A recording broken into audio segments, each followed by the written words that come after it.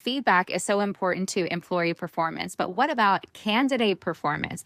It's also key that you give real time feedback during the interview process. A lot of times, there will be a question behind the question that the hiring manager has, and the candidate can maybe sense that there's something that they didn't fully answer, but they weren't given an opportunity to overcome that hesitation, that pause, that potential challenge because they don't yet know what it is, and they don't always have time.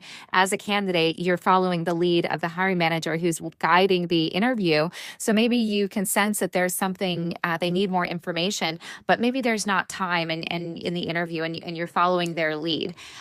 We do candidates a disservice, and actually ourselves as a hiring manager a disservice when we don't give that real-time feedback during the interview process, because in taking this time to invest just 60 seconds of your time to say, XYZ is fitting here, but my pause is XYZ.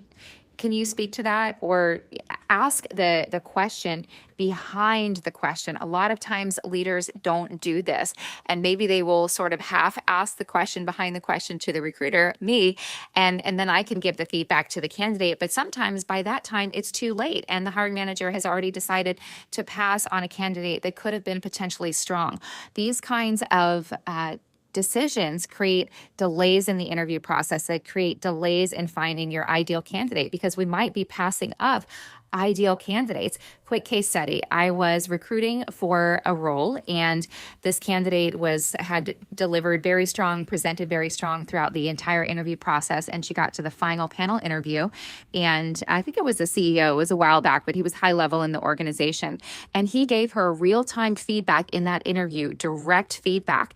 And what did she do? She took the feedback and she adjusted, she corrected during the interview, and this was so strong. They hired her. They were very impressed, and she got the job. She later got promoted and was with the company for a long time. I haven't checked to see if she's still there.